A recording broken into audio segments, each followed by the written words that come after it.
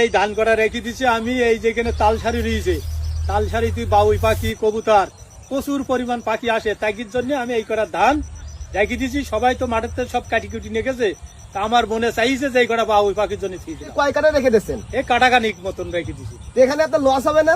আমার লস যায় আসে না ওটা।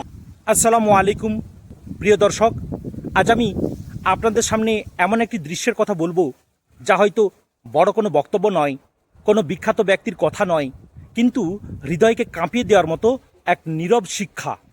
দৃশ্যটা কি না, একজন সাধারণ কৃষক, রোদে পোড়া মুখ, কাদামাখা পায়ের মানুষটা নিজের ধানের মাঠে দাঁড়িয়ে সব কটা কেটে ঘরে নেওয়ার কথা, কারণ এটাই তার সম্পদ, এটাই তার পরিবারের খাবার, তার জীবিকা।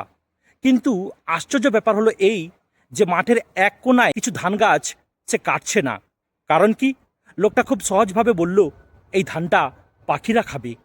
এক মুহূর্তের জন্য আপনি থেমে যান, ভাবুন তো, আজকের যুগে যেখানে মানুষ সাধারণ সুবিধার জন্য অন্যের ক্ষতিও করতে কুণ্ঠাবোধ করে না, সেখানে এই কৃষক নিজের পরিশ্রমের ফসল থেকে কিছুটা অংশ ছেড়ে দিল।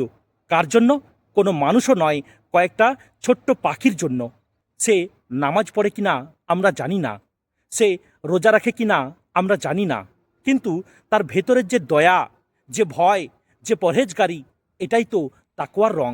রাসূল সাল্লাল্লাহু আলাইহি সাল্লাম বলেছেন, পরম দয়ালু আল্লাহ তাদের প্রতি দয়া করেন যারা তার বান্দাদের প্রতি দয়া করে। তিরমিজি।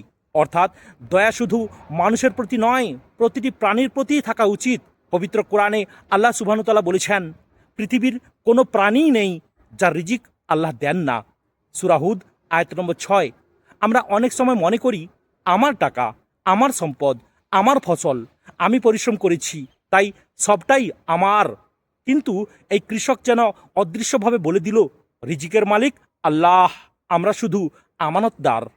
প্রিয় ভাইরা, ভাবুন, সে চাইলে সব কাটতে পারত, কেউ বাধা দিত না, কেউ জানতও না। কিন্তু তাকওয়া কি?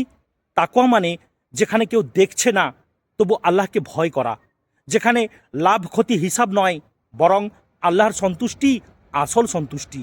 হয়তো সে আলেম না, হয়তো কোনো বক্তা না, কিন্তু তার এই কাজটাই এক জীবন্ত খুতবা। রাসূল সাল্লাল্লাহু আলাইহি সাল্লাম একদিন বলেছিলেন, এক নারীকে ক্ষমা করা হয়েছিল শুধু এই জন্য যে সে তৃষ্ণার্ত একটি কুকুরকে পানি পান করিয়েছিল। বুখারী শরীফের হাদিস। একটি পশুর প্রতি দয়া, আর আল্লাহ তাকে ক্ষমা করে দিলেন। তাহলে ভাবুন, অন্য প্রাণীর খাবারের ব্যবস্থা করা কত বড় সওয়াবের কাজ হতে পারে। এর মাধ্যমে আমরা তাহলে কি শিখলাম? তাকওয়া কেবল নামাজ রোজায় সীমাবদ্ধ নয়, তাকওয়া আমাদের আচরণে, সিদ্ধান্তে, দয়ার মধ্যে প্রকাশ পায়। রিজিক শুধু আমাদের জন্য নয়, সৃষ্টির জন্য। যে দয়া করে আল্লাহ তার প্রতি দয়া করেন। এবং সবচেয়ে বড় কথা, আমরা কারো হৃদয়ের অবস্থা জানি না। কেউ নামাজে দেখা যায় না বলে তার ভেতরে ঈমান নেই, এমন কথা বলার অধিকার আমাদের কারোরই নেই। হয়তো আল্লাহর কাছে সে বেশি প্রিয়, কারণ সে নীরবে দান করে, দয়া করে, অন্যের ভাগ রাখে। তাই পরিশেষে এটাই বলবো, ভাই, চলুন আমরা সবাই শিখি, অল্প হলেও কিছু দেই মানুষকে, প্রাণীকে, প্রকৃতিকে।